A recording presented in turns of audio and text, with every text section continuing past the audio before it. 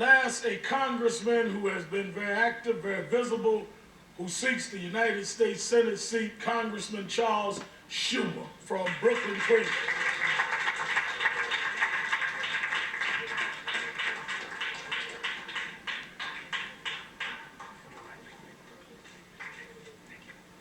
Well, good morning and good afternoon by now. And ladies and gentlemen and members of the National Action Network, I very much thank you for joining me on this day. Perhaps the most important day of remembrance and reflection in this great but complicated nation of ours.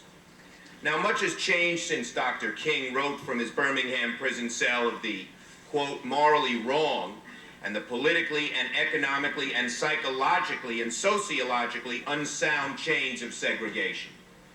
Much has changed since Dr. King stood at the foot of the Lincoln Memorial to share his dream of freedom, dignity, equality, and hope for African Americans. I remember watching that on television, being 13 years old, and asking my parents if I could go south and march. Much has changed, but let's be honest. You and I would not be here today if the deep and hidden roots of discrimination, of bias, and of hate were not sown in the cities and towns across America. We would not be here if the opportunity to succeed, to excel, and enjoy the fruits of life were truly equal for all of us. If that were the case, Dr. King's holiday might be a day of parades and laughter. But 30 years after Dr. King's passing, it is appropriately, as you have done here at NAN, a day of introspection, a solemn day. It is the only day of the year where America is asked to reflect on its own image, and we may not like what we see. It's a solemn day, but I believe it can be a day of hope and of optimism, because I am hopeful that 30 years from now, the ugly images of today, of hate crimes, of race baiting, of racial harassment, that they may seem like hazy memories from the past, just as the images of water cannon, Bull Connor, and police and riot gear seem today. It is my hope that today's more ordinary and subtle forms of discrimination, like redlining and glass ceilings, will be as uncommon as a whites-only sign is at a motel today. Came to all communities in America. When I wrote the crime bill, I put more than $7 billion for youth crime prevention, for drug treatment, for drug education, simple programs that would let churches and schools stay open at night so that our young people would have a place to go. I had that opportunity. I spent my evenings every night at the James Madison High School Night Center. The motto of our basketball team was, "We may be small, but we're slow." But it helped me out. Can't say that about Aubrey. He's the opposite. He's big and fast. And just recently, just last month, a program I created has finally gotten its first grant money. It will allow the Reverend Johnny Ray Youngblood of East New York to recruit and train African Americans and Latinos to join the police force and go back to the communities from which they came so they patrol.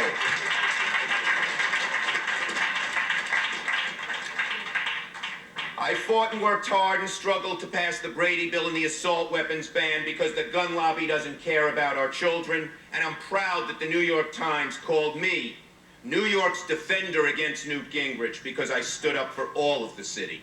On Medicare and on Medicaid, community health centers, Chapter 1, bilingual education, summer jobs, and youth programs. Those are some of the things I've done. Most of you don't know me. You're going to get to know me in the next 8 months, and you will see that the record I have is one that you can be proud of. But I'm also, a record isn't enough. It's a platform to prove you can get things done. You have to show what you're going to do. And in the next 8 months, I will outline a series of programs that will appeal to New Yorkers, all New Yorkers. It will be the kind of bread and butter programs that make people's lives better, that the average gal or guy on the street can relate to. Let me just give you a few that I've been thinking about, just touching on them. I want to see that every new home buyer in a low-income neighborhood receive a generous tax credit. We have empowerment zones. Let's have people start living there and owning homes and getting a tax break for that. We can rebuild forgotten neighborhoods through home ownership. I have a plan for a Marshall Plan for the public schools because they're letting down an entire generation. My children attend the public schools. I think I'm the only congressman whose kids go to public school. And I remember my daughter in kindergarten sitting in a classroom. I went to open school night, open school day. We didn't have night school. And there was Allison in one half of the room with Miss Lynch and the 30 kids in that kindergarten class. And because it was so overcrowded, in the other half of the room was the other teacher with her 30 children. You couldn't even hear yourself think. Well, we need a Marshall Plan for our schools. We have to crack down on gun running. Right now, as I speak to you, someone is driving up from South Carolina, a merchant of death. They have in the trunk of their cars 50 Saturday night specials. They bought them for $50 because the NRA won't let us pass any law to restrict them. And that gun is going to be used in the next few days, one of those guns, to kill an innocent child or an innocent mother. That is one of my crusades. I'm proud of it. You know, I grew up on the streets of Brooklyn. They say, why is there more violence? It's not that the people have changed. It's that there are more guns.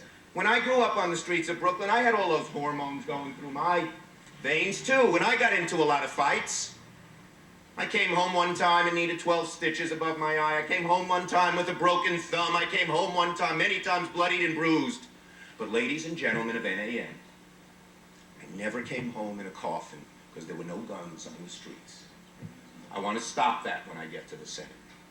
And I want to guarantee, and I mentioned this earlier, one of my greatest efforts in inner city communities is going to be to bring capital there, money.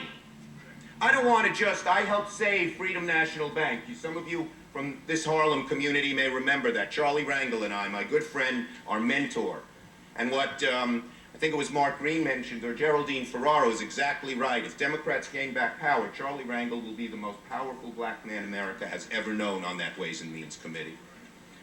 But in any case, I want to do more than that. I want to see capital flowing to minority communities every day. These guys do a great job. I've worked with them trying to bring little bits of money. It should be there. The money that the community puts in should not be taken out. And I have a plan to do that as well.